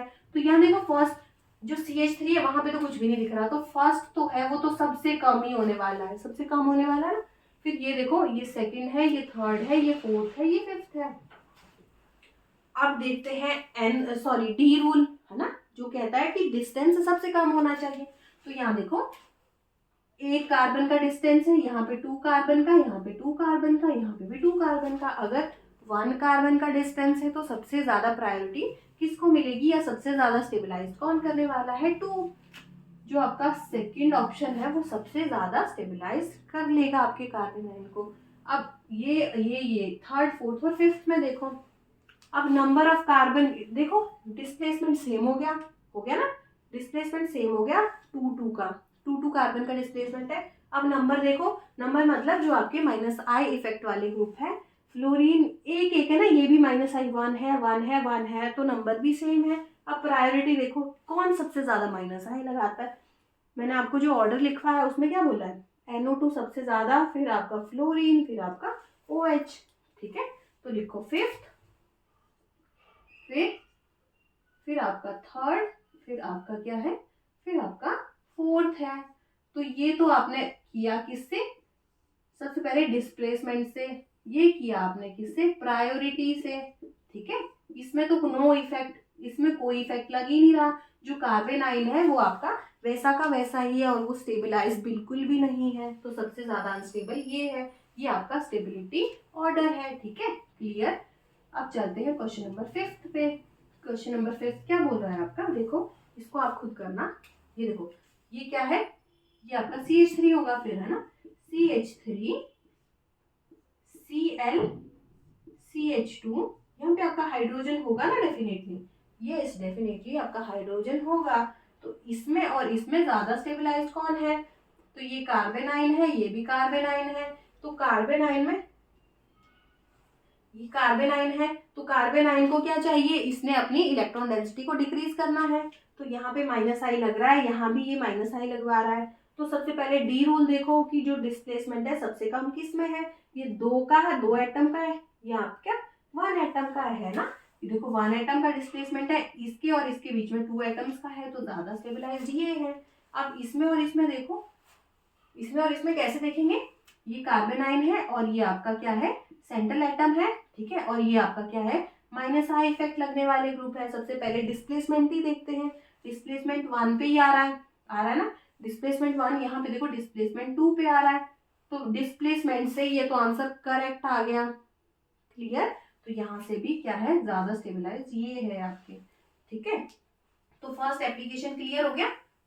Application of minus I effect में क्या है? Stability of कार्बेनाइन। अब बात करते हैं स्टेबिलिटी ऑफ कार्बोकेटाइन। सेकंड है आपका, फर्स्ट है कार्बेनाइन की स्टेबिलिटी, सेकंड है आपका कार्बोकेटाइन की जो स्टेबिलिटी है उसको किस तरह से आपका माइनस आई इफेक्ट अफेक्ट करता है। ये देखो कार्बोकेटाइन जो कार्बेनाइन है, जितना ज्यादा माइनस आई इफेक्ट होगा ना, माइनस आई इफेक्ट जितना ज्यादा होगा, कार्बोएनाइन की स्टेबिलिटी उतनी ज्यादा होगी। पर कार्बोकेटाइन की केस में ना क्या हो जाएगा? माइनस आई इफेक्ट जितना ज्यादा होगा, कार्बोकेटाइन की स्टेबिलिटी उतनी कम कर देगा। ये कंक्लूजन है सेकेंड इफेक्ट, सेकेंड एप्लीकेशन का, ठीक है। यहाँ पे चलते हैं, इससे मैं आपको बताती हूँ। इसको मैं यहाँ लिख रही हूँ, ये क्या है? CH2 पॉजिटिव, CH2Cl, ऐसा ही है ना ये। अब देखो जो ये CH2 है ना यहाँ पे, तो CH2 में जो ये पॉजिटिव चार्ज है, ये क्या है? ये क्या है आपका? बोलो। इलेक्ट्रॉन डेफिशिएंट है। इलेक्ट्रॉन डेफिशिएंट स्पीशीज, इसको तो इलेक्ट्रॉन चाहिए। अगर इलेक्ट्रॉन चाहिए तो स्टेबल बनने के लिए इसको इलेक्ट्रॉन लेने पड़ेंगे तो इसको इलेक्ट्रॉन की पहले से कमी है। पर जो ये इलेक्ट्रॉन है, जो यहाँ पे जो ये ग्रुप लगा है, वो कैसा है? माइनस आई वाला। कैसा है? माइनस आई वाला। ये तो खींच रहा है, ये खींचेगा। अगर इसने इससे इलेक्ट्रॉन खींचे, यहाँ पे इलेक्ट्रॉन की कमी होगी तो ये भी यहाँ से खींचेगा ना। फिर पहले ही इसके पास इलेक्ट्रॉन की कमी थी, अब माइनस आई लगने के बाद तो वैसे ही कम हो गया, ठीक है, और कम हो गया। अब कैसे ये स्टेबल हो पाएगा? ये तो बहुत ज्यादा अनस्टेबल हो जाएगा। तो यहाँ से पता चला कि जो कार्बोकेटाइन है ना, वो उसकी स्टेबिलिटी माइनस आई इफेक्ट से डिक्रीज होती है। बस ये कॉन्सेप्ट था। अब क्वेश्चन पे चलते हैं। आपका CH3 पॉजिटिव, अब देखो इसको मैं इरेज कर देती हूँ। अब यहीं से देखते हैं कि कौन आपका स्टेबिलिटी ऑर्डर के बेस पे आपको बताना है कौन सबसे ज्यादा स्टेबल होगा। इसमें कौन ज्यादा स्टेबल होने वाला है। ये देखो CH3 positive, CH2 positive, CH2Cl, CH2 positive, CH2 fluorine, CH2 positive, CHCl। अब आपको बताना है, इसमें आपको कार्बोकेटाइन की स्टेबिलिटी बतानी है, ठीक है। तो बताओ कौन सा कार्बोकेटाइन ज्यादा स्टेबल होने वाला है। कैसे करेंगे? जो ये कार्बोकेटाइन है इस पे कोई इफेक्ट नहीं लग रहा है, जैसा है वैसा ही रहेगा, ठीक है। पर यहाँ पे क्या है? कार्बोकेटाइन भी ऊपर से माइनस आई भी लगा रहा है। माइनस आई मतलब अपनी तरफ इलेक्ट्रॉन खींच रहा है। इलेक्ट्रॉन खींचेगा तो इलेक्ट्रॉन डेफिशिएंट हो जाएगा। पहले ही कम है, बाद में भी इलेक्ट्रॉन कम हो जाएंगे तो स्टेबिलिटी डिक्रीज हो जाएगी। इसमें भी सेम वैसा ही होगा, क्योंकि माइनस आई इफेक्ट है। तो यहाँ से पता चला ये तो इलेक्ट्रॉन को खींच रहे हैं ना, तो ये तो स्टेबिलिटी सबसे कम कर देंगे।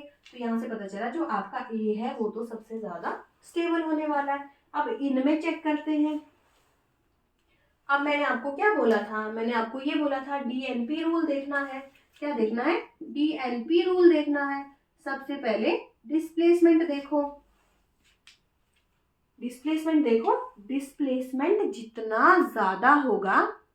अब देखो बच्चे, अब जो हमने कार्बेनाइन में देखा था ना, डिस्प्लेसमेंट कम होना चाहिए स्टेबिलिटी के लिए, पर इसमें डिस्प्लेसमेंट ज्यादा होना चाहिए। क्योंकि जितना ज़्यादा डिस्प्लेसमेंट होगा देखो मैं एक और एग्जांपल देती हूँ आपको ना, ऑप्शन नंबर ये देती हूँ मैं, CH2 CH2 CH2 Cl, एक ये है आपका, ठीक है ना, ये Cl है। तो सबसे पहले डिस्प्लेसमेंट देखना है, तो डिस्प्लेसमेंट जिसका सबसे ज्यादा होगा ना, यहाँ देखो डिस्प्लेसमेंट 1 का है, यहाँ भी 1 कार्बन का है, यहाँ भी 1 कार्बन का है, यहाँ 2 कार्बन का है। 2 कार्बन का अगर डिस्प्लेसमेंट है तो जो इसका इंडक्टिव इफेक्ट है ना, इसका जो माइनस आई इफेक्ट है, यहाँ तक सबसे कम आएगा। सबसे कम आएगा तो ये इलेक्ट्रॉन को थोड़ा खींच नहीं पाएगा, ठीक है। तो पॉजिटिव चार्ज ज्यादा पॉजिटिव नहीं होगा, समझ रहे हो ना मेरी बात। तो ये ज्यादा स्टेबिलाईज्ड हो जाएगा, क्या हो जाएगा, ज्यादा स्टेबिलाईज हो जाएगा। तो फिर क्या हो गया आपका ई। अब इसमें देखो, इसमें भी 1 एटम है, 1 atom displacement, 1 atom displacement, concept समझ रहे हो ना। 1 atom displacement, 1 atom 1 atom displacement हो गया। अब नंबर देखते हैं, नंबर जितना ज्यादा नंबर होंगे उतना ज्यादा क्या करेगा, इलेक्ट्रॉन माइनस आई लगाएगा। तो देखो इसमें दो नंबर है, माइनस आई ज्यादा लग रहा है, तो ये तो देखो पॉजिटिव चार्ज को बहुत ही हाई लेवल पे इंक्रीज कर देगा। तो ये तो सबसे कम हो जाएगा ना। फोर्थ ऑप्शन आपका सबसे लास्ट में आएगा। यहाँ देखो फ्लोरीन और क्लोरीन में अब क्या देखना है, प्रायोरिटी ऑर्डर। प्रायोरिटी ऑर्डर में आपका जो फ्लोरीन है वो आपका सी है, फिर आपका क्या है, बी है। क्लियर, ये आपका क्या होने वाला है, प्रायोरिटी ऑर्डर या स्टेबिलिटी ऑर्डर। क्लियर हो गया आपको। अब चलते हैं नेक्स्ट क्वेश्चन पे। इसमें बताना है आपको स्टेबिलिटी ऑर्डर, इसमें बताना है स्टेबिलिटी ऑर्डर। तो बताइए स्टेबिलिटी ऑर्डर किस तरह से आप लिखने वाले हैं इसका, ठीक है। स्टेबिलिटी ऑर्डर इसमें लिखो, ये देखो ये कार्बोकेटाइन है, ये कार्बोकेटाइन है, ये कार्बोकेटाइन है। तो कार्बोकेटाइन को इलेक्ट्रॉन चाहिए तभी ये स्टेबल होगा, पर यहाँ देखो यहाँ पे माइनस आई इफेक्ट कहाँ पे लगा है, फर्स्ट पोजीशन पे ही।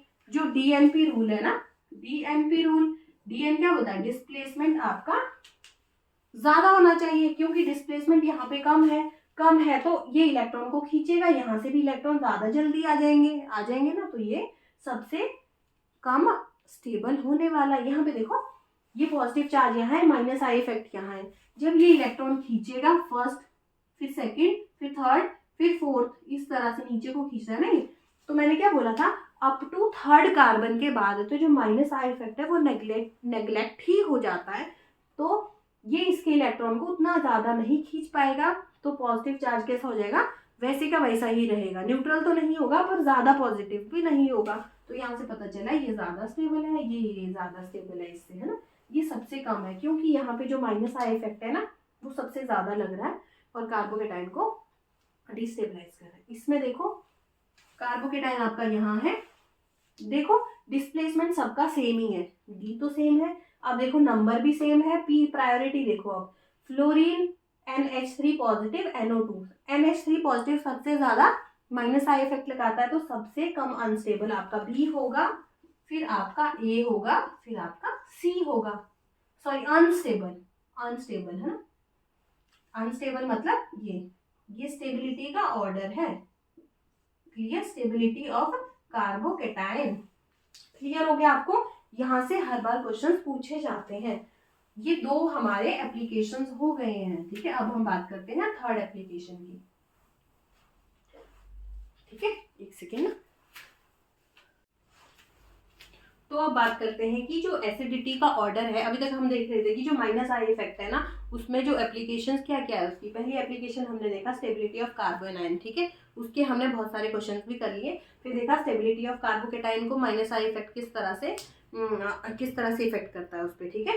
तो फिर देखा, अब देखते हैं एसिडिटी ऑर्डर या एसिडिटी के ऊपर आपका जो माइनस आई इफेक्ट है वो किस तरह से इफेक्ट कर पाता है। अब सबसे पहले देखते हैं एसिडिटी होता क्या है, ठीक है। एसिडिटी क्या होता है आपका, देखो मैं कोई भी चीज यहाँ लिख रही हूँ मैं, क्या है ये एसिटिक एसिड, क्या है एसिटिक एसिड। ये एसिडिक कब होगा, कोई भी चीज एसिड कब होती है, एसिड का मतलब होता है वो H पॉजिटिव डोनेट कर दे, ठीक है। तो H पॉजिटिव जब वो डोनेट करेगा, ये देखो मैंने इस तरह से लिखा CH3 C double bond O, ठीक है। ये ऐसा है ना बच्चे, देखो ये OH ऐसा है ये, है ना। तो एसिड का मतलब H पॉजिटिव दे, H पॉजिटिव कब देगा, देखो H पॉजिटिव देना है जो ये और इसके बीच में जो ये बॉन्ड है, इस बॉन्ड में दो इलेक्ट्रॉन्स है, जो ये दोनों इलेक्ट्रॉन जब इसके पास आ जाएंगे तो ये क्या बन जाएगा, CH3 C double bond O, oxygen पे माइनस प्लस H पॉजिटिव। तो H पॉजिटिव जब इसने दिया तभी तो ये एसिड बन गया, ठीक है। और जितना ज्यादा H पॉजिटिव की कंसंट्रेशन होगी ना, H पॉजिटिव की कंसंट्रेशन जितनी ज्यादा इंक्रीज होगी, एसिडिटी इंक्रीज होगी। क्लियर। तो यहाँ से पता चला H पॉजिटिव जितना ज्यादा बाहर जाएगा तो एसिडिटी उतनी ज्यादा इंक्रीज होगी। तो जो ये H पॉजिटिव जाने के बाद जो बचा ना, इसको बोलते हैं कॉन्जुगेट बेस। क्या बोलते हैं, कॉन्जुगेट बेस। कोई भी आपकी स्पीशी है उसमें आपने एसिडिटी देखने के लिए क्या करना, सबसे पहले उसमें कोई भी मोस्ट एसिडिक H को बाहर निकाल दो, जो बच गया वो कॉन्जुगेट बेस है। जो कॉन्जुगेट बेस बना है ना वो स्टेबल होना चाहिए। कैसा होना चाहिए, स्टेबल होना चाहिए, ठीक है। अब देखो, अगर मैंने यहाँ पे देखो ना, कॉन्जुगेट बेस का मतलब ये देखो इलेक्ट्रॉन इस पे आ गया, दोनों इलेक्ट्रॉन जो आएगी स्टेबलाइज भी है, स्पीशी की स्टेबलाइज है ही नहीं। जितना ज्यादा नेगेटिव चार्ज यहाँ पे स्टेबलाइज होगा, एसिडिटी उतनी ज्यादा होगी। क्लियर, क्लियर हो गया आपको। देखो ना, जब हमने ये नेगेटिव चार्ज यहाँ पे आया, H पॉजिटिव निकाल के ये आ गया, तो ये स्टेबल होना चाहिए ना। कोई भी चीज तब, कोई भी रिएक्शन फास्ट तब जाएगी ना जब वो स्टेबल तो बने। तो जब इसने इसको निकाला तो ये H पॉजिटिव बन गया, H पॉजिटिव बनने के बाद खुद ही कॉन्जुगेट बेस बन गया, जो ये है। जब ये कॉन्जुगेट बेस खुद स्टेबल बनेगा, कैसा बनेगा, स्टेबल कॉन्जुगेट बेस बनेगा। स्टेबिलिटी जब इसकी इंक्रीज होगी तब ही तो एसिडिटी इंक्रीज होगी। क्लियर, अदरवाइज तो एसिडिटी इंक्रीज ही नहीं होगी, कोई मतलब ही नहीं। क्लियर इतना। तो मैंने आपको बोला कि एसिडिटी जब भी निकालनी हो पहले H पॉजिटिव बाहर निकाल दो। H पॉजिटिव बाहर निकालने के बाद क्या है, जो आपका कॉन्जुगेट बेस बन रहा है, जितना ज्यादा वो स्टेबल होगा ना, कॉन्जुगेट बेस की स्टेबिलिटी जितनी ज्यादा होगी, एसिडिटी उतनी ज्यादा होगी। क्योंकि H पॉजिटिव बाहर निकलने के बाद जो कॉन्जुगेट बेस बना है वो स्टेबल है। और दूसरी चीज, अब एसिडिटी को आप 2-3 टर्म्स में लिख सकते हैं। Acidity is directly proportional to conjugate base stability, ठीक है, पहली चीज। और दूसरा, acidity is directly proportional to H positive concentration, कि जो H पॉजिटिव बाहर निकला है तभी तो वो बहुत ज्यादा निकलेगा जब जो कॉन्जुगेट बेस है वो ज्यादा स्टेबल बनेगा, ठीक है। तो थर्ड पॉइंट लिखना, जो एसिडिटी है ना बच्चे, acidity is inversely proportional to basicity, ठीक है। Acidity is inversely proportional to basicity, ये। और फोर्थ पॉइंट लिखना, जो एसिडिटी है आपकी, acidity is directly proportional to Ka value, ठीक है। फिफ्थ पॉइंट लिखना कि जो अपने नोट्स में फिर से मेंशन करना, जो Ka है ना वो आपका pKa के इनवर्सली प्रोपोर्शन होता है। Ka is inversely proportion to pKa। तो यहां से पता चला Ka अगर एसिडिटी के बराबर है, Ka इंक्रीज होगा, एसिडिटी इंक्रीज होगी, एसिडिटी इंक्रीज होगी तो pKa डिक्रीज होगा। तो यहाँ से पता चला कि जो एसिडिटी है वो इनवर्सली प्रोपोर्शन टू pKa है। ये आपका फिफ्थ पॉइंट है। फिर देखो, अगर एसिडिटी बेसिसिटी के इनवर्सली प्रोपोर्शन है और एसिडिटी pKa के इनवर्सली प्रोपोर्शन है, तो यहाँ से पता चला जो बेसिसिटी और pKa है ना वो डायरेक्टली प्रोपोर्शन है। क्या है, जो आपका बेसिसिटी है ना वो डायरेक्टली प्रोपोर्शन टू pKa। अगर आपको इतना क्लियर हो गया तो यहाँ से आपके बहुत टाइप के क्वेश्चन बन सकते हैं। क्लियर हो गया इतना। अब चलते हैं डायरेक्टली क्वेश्चन पे, ठीक है। क्वेश्चन नंबर 1 फिर मैं जा रही हूँ, ये सारा इरेज कर रही हूँ, ठीक है, ये मैं सब इरेज कर रही हूँ।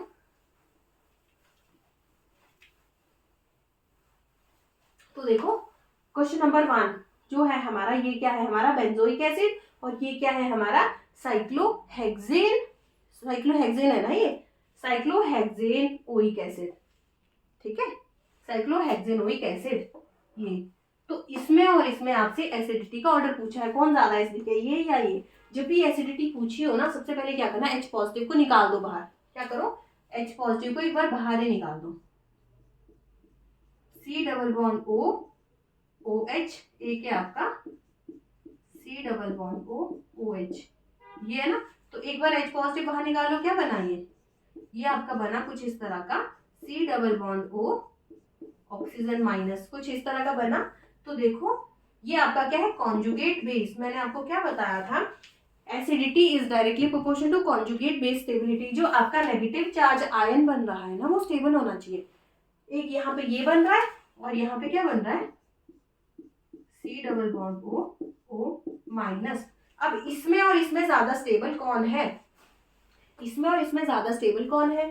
तो जब आप देखेंगे यहाँ नेगेटिव चार्ज जो आया है, यहाँ पे देखो, यहाँ पे जो ये नेगेटिव चार्ज है वो इधर डीलोकेलाइज हो रहा है, यहाँ पे भी सेम हो रहा है, इस डबल बॉन्ड पे ये डीलोकेलाइज हो रहा है। पर इसको तो फिर हम देखेंगे नहीं क्योंकि दोनों सेम सेम आ रहे हैं। पर नीचे देखो, नीचे क्या हो रहा है, यहाँ देखो, यहाँ पे जो ये कार्बन है ना आपका बच्चे, कैसा है, sp2 है, कैसा है, sp2 हाइब्रिडाइज। ये कैसा है, sp3 हाइब्रिडाइज, sp3 हाइब्रिडाइज है।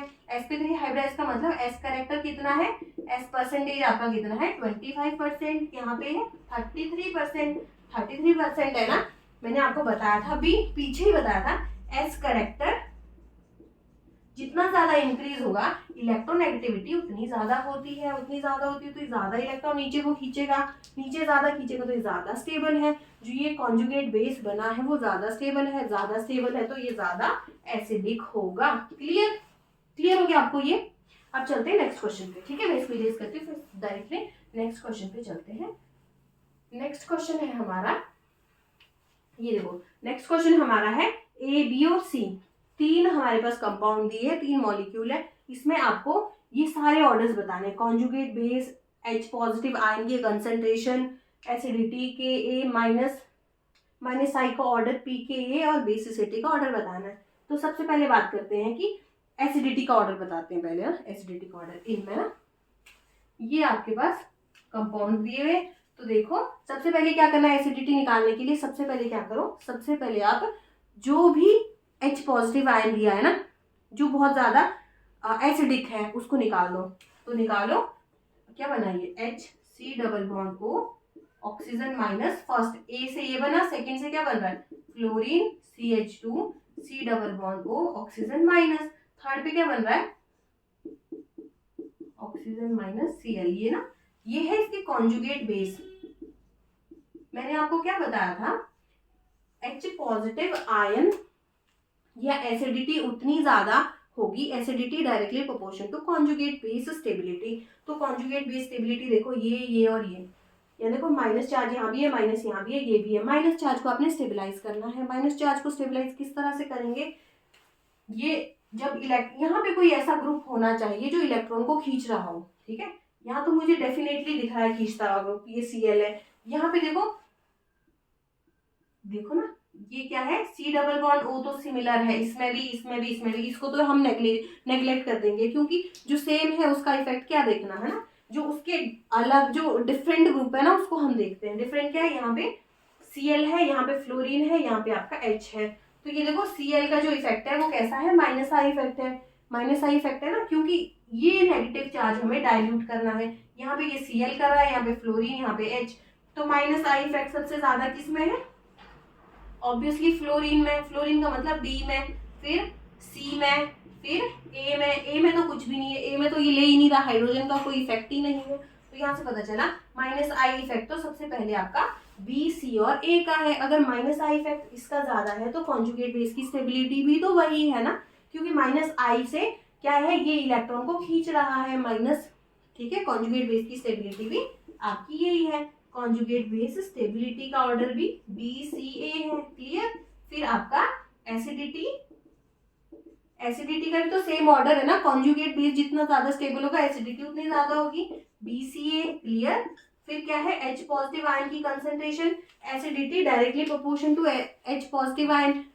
जितना ज्यादा कॉन्जुगेट बेस स्टेबल होगा उतना ही तो H पॉजिटिव आयन बनेगा, ठीक है। अगर ये बहुत ज्यादा स्टेबल है तभी तो ज्यादा H पॉजिटिव निकलेंगे, तभी ये ज्यादा OH माइनस में कन्वर्ट होने वाला है, ठीक है ना। तो यहां से पता चला BCA ही आपका क्या है, H पॉजिटिव आयन की कंसंट्रेशन है। क्लियर हो गया। अब देखो Ka वैल्यू मैंने आपको बताया था डायरेक्टली प्रोपोर्शन टू एसिडिटी, तो ये भी आपका सेम यही ऑर्डर आएगा, ठीक है।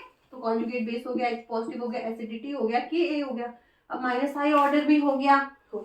अब बात करते हैं pKa। मैंने क्या बताया था, जो एसिडिटी है ना बच्चे आपकी, वो इनवर्सली प्रोपोर्शन टू बेसिसिटी होता है। Acidity inversely proportion to basicity. तो एसिड सबसे ज्यादा अगर B है तो बेसिक देखो B, C और A, आपका सबसे ज्यादा एसिडिक B था तो B सबसे कम एसिडिक हो जाएगा, ऑर्डर इनवर्स हो जाएगा। और पी के जो वैल्यू होती है वो क्या होती है, मैंने आपको बताया था K A is inversely proportion to P K A, K is directly proportion to acidity, P K directly proportion to basicity. बस बात खत्म। तो यहाँ से पता चला कि जो पी के है वो डायरेक्टली प्रोपोर्शन टू बेसिसिटी है, तो बेसिसिटी का जो ऑर्डर होगा वही तो इसका होगा बी सी ए। बस क्लियर। देखो एक ही क्वेश्चन से आपको एग्जामिनर कितनी तरह के क्वेश्चंस पूछ सकता है। क्लियर हो गया? क्लियर हो गया ना अब आपको? अब इसके बाद मैं एक दो क्वेश्चन और देखती हूँ, फिर अब हम बात करते हैं। अच्छा एक क्वेश्चन और है, मैं उसको, नेक्स्ट क्वेश्चन लिखो, right down the acidity order for trichloro acetic acid, A option, B option dichloro acetic acid, फिर आपका सी है फॉर्मिक एसिड, फिर है D acetic acid, acetic acid. तो पहले आपको इसके स्ट्रक्चर पता होने चाहिए ना। एसिटिक एसिड क्या होता है? एसिड है, एसिड है तो मतलब ये वाला ग्रुप तो आपका है, ठीक है। एसिटिक मतलब यही होता है ना आपका CH3 double bond OH, this is the acetic acid. क्या ये एसिटिक एसिड है? फॉर्मिक एसिड क्या होता है? ये देखो hydrogen C double bond OH, ये आपका फॉर्मिक एसिड है। डाइक्लोरो एसिटिक एसिड, पहले एसिटिक एसिड ड्रॉ करो। एसिटिक एसिड ये आपका है ना C डबल बॉन्ड OH, ये CH3 है, ये आपका एसिटिक एसिड है। एसिटिक एसिड में जब आपका ना दो क्लोरीन डाले डाइक्लोरो एसिटिक एसिड, तो ये दो H हटा के दो Cl जोड़ दो, ये हो गया डाइक्लोरो एसिटिक एसिड। अब देखो ट्राइक्लोरो एसिटिक एसिड क्या है बच्चे आपका? एसिटिक एसिड तो है पर 3 क्लोरीन है। जो एसिटिक एसिड है उसके तीनों H जब आप रिप्लेस करेंगे 3 Cl से, उसे कहते हैं ट्राइक्लोरो एसिटिक एसिड। फिर बन गया CH3, एक सेकेंड ना, ये Cl और Cl, ये है आपका ट्राइक्लोरो एसिटिक एसिड। ये आपका इसका स्ट्रक्चर है, ये इसका और ये एसिटिक एसिड का। तो इसमें पूछा है आपसे एसिडिटी का ऑर्डर, ये आपका प्रीवियस ईयर में आया हुआ क्वेश्चन भी है, ठीक है। ये शायद नीट और तब तो ऑल इंडिया पीएमटी होता था आपका, क्या होता था? ऑल इंडिया पीएमटी में ये क्वेश्चन पूछा गया है। क्लियर? तो उसमें पूछा है आपसे कि इसमें एसिडिटी का ऑर्डर बताना है। एसिडिटी का ऑर्डर किस तरह से बताते हैं? मैंने क्या बोला, जितने भी H है ना उनको रिप्लेस कर दो। एसिडिक H है, यहाँ से निकाला, यहाँ माइनस हो गया, कॉन्जुगेट बेस बना दो इसका। ये भी कॉन्जुगेट बेस बना दिया, ये भी कॉन्जुगेट बेस बना दिया, ये भी कॉन्जुगेट बेस बना दिया। तो जो कॉन्जुगेट बेस जितना ज्यादा स्टेबल होगा उतनी तो एसिडिटी होगी। माइनस चार्ज को स्टेबलाइज करना है ना, यहाँ देखो ये माइनस चार्ज को कौन स्टेबलाइज कर रहा है? यहाँ देखो यहाँ पे क्या है आपके कार्बोनाइल के डायरेक्ट कार्बन के पास क्या है? 3 -I ग्रुप है, ठीक है। -I लगाने वाले इफेक्ट है। यहाँ पे 2 है, यहाँ पे 1 भी नहीं है, यहाँ पे तो दे रहा है वापिस। ये जो इफेक्ट है ये कैसा है? +I ग्रुप, +I है। अभी हमने ये पढ़ा नहीं है पर मैं आपको बताती हूँ ना, अगली क्लास में बताऊंगी, ठीक है। तो जब आप क्या करेंगे, ये इधर जा रहा है, ये इधर जा रहा है, सॉरी हाँ ठीक है, ये -I यहाँ से इलेक्ट्रॉन लेगा, तो ये यहाँ से लेगा, ये ऑक्सीजन के नेगेटिव चार्ज के इलेक्ट्रॉन ले लेगा, डाइल्यूट हो जाएगा जल्दी। कॉन्जुगेट बेस सबसे ज्यादा स्टेबलाइज कहाँ है?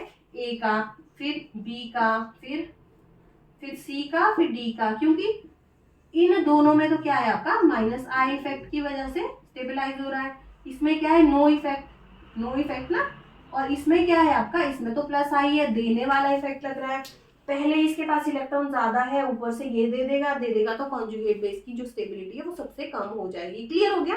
अब इसके बाद नेक्स्ट एप्लीकेशन करेंगे हम बेसिक सेल्फ की बात, ठीक है। एक सेकेंड ना। तो अब हम बात करते हैं कि जो हमारा बेसिसिटी है वो -I इफेक्ट से, -I के इफेक्ट से हम बेसिसिटी को किस तरह से डिस्क्राइब करते हैं, ठीक है ना। ठीक है, अब नेक्स्ट एप्लीकेशन 4th है बेसिसिटी। क्लियर? तो बेसिस जो आपको इससे पहले की 3 एप्लीकेशन है वो क्लियर हो गई है ना, ठीक है। तो बात करते हैं 4th एप्लीकेशन की। 4th एप्लीकेशन में सबसे पहले देखते हैं बेसिसिटी होता क्या है ना। बेसिसिटी होता क्या है? बेस क्या होता है बताओ? एक्चुअल में जो बेस होता है वो होता क्या है? बेस क्या होता है? Species which can donate lone pair of electron, ऐसा बेस होता है ना। देखो अगर अमोनिया है ना, अमोनिया इसके पास लोन पेयर होता है, डेफिनेटली होता है ना, पता है ना आपको अमोनिया कैसे होता है। ये आपका NH3 is the ammonia. Ammonia के पास जो लोन पेयर है, अगर ये लोन पेयर किसी को दे दें, देखो लोन पेयर अगर ये डोनेट कर दे तो क्या बन गया, ये NH4 पॉजिटिव। क्लियर हो गया। कोई भी ऐसी species which can donate their lone pair are called base, which can donate their lone pair are called base. तो ये तो अच्छा बेस है, ये तो दिख रहा है मुझे कि इसके पास इलेक्ट्रॉन देने की टेंडेंसी है, तो ये बेस है ना। तो ये बेसिसिटी का सीधा सा इफेक्ट था। कि अब देखते हैं कि क्वेश्चंस किस तरह से इस टॉपिक से आपको आते हैं। तो क्वेश्चन नंबर फर्स्ट है कि जो आपका ये और ये है ना, फर्स्ट जो दोनों ऑप्शंस है इसमें आपसे पूछा गया है कि आपका बेसिसिटी का ऑर्डर क्या होने वाला है, कौन ज्यादा बेसिक है, बेसिक कौन है आप बताओ। बेसिसिटी के लिए मैंने क्या बताया था आपको कि जो लोन पेयर है ना आपके, वो डोनेट होने चाहिए। क्या होने चाहिए, डोनेट होने चाहिए। तो लोन पेयर सबसे ज्यादा जल्दी कहाँ डोनेट हो पाएंगे, ये देखो इसने भी इलेक्ट्रॉन देने हैं किसी को, इसने भी इलेक्ट्रॉन देने हैं, तो कौन ज्यादा जल्दी दे पाएगा, ये देखो इसके पास तो है मिथाइल ग्रुप, ठीक है ना, मिथाइल ग्रुप है। पर यहाँ देखो इसके जो सेकंड कार्बन है ना, ये देखो ये जो ग्रुप है डोनेटिंग ग्रुप, नाइट्रोजन के पास जो फर्स्ट कार्बन है, यहाँ पे तो आपके हाइड्रोजन हाइड्रोजन है, पर यहाँ फर्स्ट कार्बन के पास क्या है, फ्लोरीन, वो जो कैसा है -I इफेक्ट लगाता है, -I लगाता है, तो ये इलेक्ट्रॉन को अपनी तरफ खींच रहा है। अगर इलेक्ट्रॉन को खींच रहा है तो जो लोन पेयर बाहर जाना चाहिए वो तो बाहर नहीं जा रहा है। अगर बाहर नहीं जा रहा है तो बेसिसिटी डेफिनेटली कम हो रहा है ना बेसिसिटी कम। तो ये कम बेसिक होगा, ज्यादा बेसिक आपका ये होगा, क्योंकि ये ज्यादा जल्दी इलेक्ट्रॉन को डोनेट कर पा रहा है। क्लियर। तो इस तरह के क्वेश्चन आपसे बेसिसिटी से पूछे जा सकते हैं, है ना। क्वेश्चन नंबर 2 है, जो आपका 1, 2, 3 एंड 4 में आपको बेसिसिटी ऑर्डर बताना है। और मैंने आपको अभी तक बताया है कि जो बेसिसिटी है वो इनवर्सली प्रोपोर्शन टू एसिडिटी होता है। जिस केस में आपसे डायरेक्टली लोन पेयर के डोनेशन के बेस पे बेसिसिटी पूछे तो आप लोन पेयर के डोनेशन के बेस पे निकालना। पर किसी केस में आपसे कोई कॉम्प्लेक्स है वो कितना ज़्यादा एसिडिक है, जितना ज़्यादा एसिडिक होगा उतना ही कम बेसिक होगा, ठीक है। H पॉजिटिव निकाल के, जो हमने पिछले एग्जांपल में किया, H पॉजिटिव निकालो, कॉन्जुगेट बेस कितना ज़्यादा स्टेबल बना है उस बेस पे उसको सॉल्व करना, ठीक है ना। तो देखो जो ये क्वेश्चन है इसमें पूछा गया है आपसे, ये सेकंड ऑप्शन है, ये फर्स्ट है, थर्ड है, फोर्थ है ना। तो इसमें पूछा है बेसिसिटी का ऑर्डर। बेस क्या होता है, विच can donate their lone pair of electrons, है ना। वो तो होता है क्या, इसमें एसिडिक H है, एसिडिक H भी है, चलो मान लो, ठीक है। अभी देखते हैं लोन पेयर के अकॉर्डिंग। ये देखो ये lone pair, lone pair, lone pair, lone pair, तो कौन सबसे ज्यादा इजीली अपने इलेक्ट्रॉन डोनेट कर पाएगा, वही तो बेसिक होगा। देखो ये इसके पास भी है, इसके पास भी, इसके पास भी, इसके पास भी इलेक्ट्रॉन, इसने भी देने हैं, इसने भी देने हैं, इसने भी देने हैं, इसने भी देने हैं, तो सबसे इजीली कौन दे पाएगा। ये देखो ये देना तो चाहता है, पर पीछे से क्या है, इसके पास दो -I इफेक्ट है जो इलेक्ट्रॉन को जाने नहीं दे रहे हैं। ये खींचेगा इलेक्ट्रॉन, ये खींचेगा, तो ये बाहर कहाँ से जाएंगे, बाहर नहीं जाएंगे। तो सबसे कम बेसिक यही है, क्योंकि दो -I इफेक्ट लग रहे हैं। यहाँ पे -I तो लग रहा है पर वो एक ही है, यहाँ पे भी -I एक ही लग रहा है, ठीक है। यहाँ पे तो कोई -I लग ही नहीं रहा है। तो यहाँ सबसे पहले हमें क्या पता चला, हमें ये पता चला कि जो फर्स्ट है ना वो तो सबसे ज्यादा बेसिक है, क्योंकि वो तो इलेक्ट्रॉन देगा ही देगा। पर जब हमने ये इनको देखा तो यहाँ पे फोर्थ का पता चला, इसमें दो इफेक्ट है। वैसे जब हम ना ये देखते हैं -I इफेक्ट देखते हैं, -I किसके अकॉर्डिंग देखते हैं, DNP रूल के अकॉर्डिंग। डी क्या बोलता है, डिस्प्लेसमेंट, है ना। डिस्प्लेसमेंट कम होना चाहिए -I वाले ग्रुप्स का। तो डिस्प्लेसमेंट देखो कितना है, ये देखो ये आपका डोनेटिंग एटम है, ये आपका -I इफेक्ट है, -I इफेक्ट वाला एटम है, तो सेंटर में एक ही आपका एटम है ना। तो डिस्प्लेसमेंट 1 कार्बन का है, यहाँ पे भी 1 का है, यहाँ भी 1 का है, तो डिस्प्लेसमेंट तो गया। तो सबसे पहली प्रायोरिटी डिस्प्लेसमेंट की तो होती है, तो ये तो गया। अब नंबरिंग देखते हैं कि नंबर जितने ज्यादा आपके -I वाले इफेक्ट लगने वाले ग्रुप होंगे वो सबसे ज्यादा फिर -I इफेक्ट लगाएगा। तो इसमें तो एक ही है, इसमें भी एक है, इसमें 2 है, तो यहाँ से पता चला सबसे ज्यादा -I किसका है, फोर्थ का जो -I इफेक्ट है वो सबसे ज्यादा है। क्लियर। मैं -I का ऑर्डर लिख रही हूँ पहले ना, -I फोर्थ का सबसे ज्यादा है। फिर किसका है, ये देखो ये फिर प्रायोरिटी ऑर्डर देखना है। प्रायोरिटी ऑर्डर के बेस पे देखो ये ब्रोमीन है, ये आपका फ्लोरीन है। फ्लोरीन में, फ्लोरीन का सबसे ज्यादा होता है ना, फ्लोरीन, क्लोरीन और ब्रोमीन में सबसे ज्यादा जो -I इफेक्ट है फ्लोरीन का होता है। तो यहाँ से आया सेकंड, फिर आया थर्ड, फिर जो फर्स्ट है उसमें तो कुछ भी नहीं लग रहा है, इसमें प्लस आई इफेक्ट लग रहा है वैसे, ठीक है, प्लस आई इफेक्ट लग रहा है, इसमें माइनस आई लग रहा है जिसको हम प्रायोरिटी के बेस पे डिफरेंशिएट कर रहे हैं। इसमें क्या लग रहा है, माइनस आई लग रहा है टू दो ग्रुप्स का। क्लियर हो गया, ये माइनस आई का ऑर्डर है। अगर माइनस आई का ये ऑर्डर है तो बेसिसिटी का ऑर्डर ऑब्वियसली उल्टा हो जाएगा, है ना। तो बेसिसिटी सबसे ज्यादा किसकी हो जाएगी, फर्स्ट की, फिर थर्ड की, फिर सेकंड की, फिर फोर्थ की। क्लियर हो गया, ये बेसिसिटी का ऑर्डर है, ठीक है। अब ये क्वेश्चन है ये आपके लिए, ये आप पढ़ो इसको, फिर हम करते हैं इस क्वेश्चन को, ठीक है। क्वेश्चन आपसे पूछ रहा है कि जो minus I effect order not correct, इसमें आपको बताना है कि जो माइनस आई इफेक्ट का जो ऑर्डर है वो करेक्ट नहीं है। इनमें कौन सा ऐसा ऑप्शन है, माइनस आई का जो ऑर्डर है, सबसे पहले चेक करो इसमें, इसमें और इसमें, तो सबसे ज्यादा माइनस आई इफेक्ट किसका होता है, या सबसे ज्यादा इलेक्ट्रोनेगेटिव कौन होता है। इलेक्ट्रोनेगेटिविटी का जो ऑर्डर है, अगर ऑक्सीजन सल्फर फैमिली में आप देखेंगे, ऑक्सीजन सल्फर सिलेनियम टेलेनियम पोलोनियम इस तरह से चलता है, तो सबसे ज्यादा इलेक्ट्रोनेगेटिव ये होता है, तो मतलब ज्यादा इलेक्ट्रॉन को ये अपनी तरफ खींचेगा।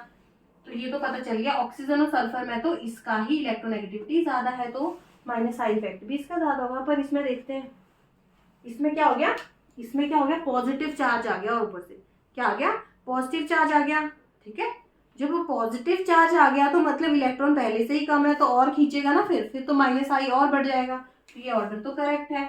अब देखो इसमें, इसमें और इसमें कोई चार्ज नहीं है, डायरेक्टली आपकी जो माइनस आई इफेक्ट के बेस पे ही आपका माइनस आई जो इलेक्ट्रोनेगेटिविटी के बेस पे ही माइनस आई ऑर्डर हम बता पाएंगे।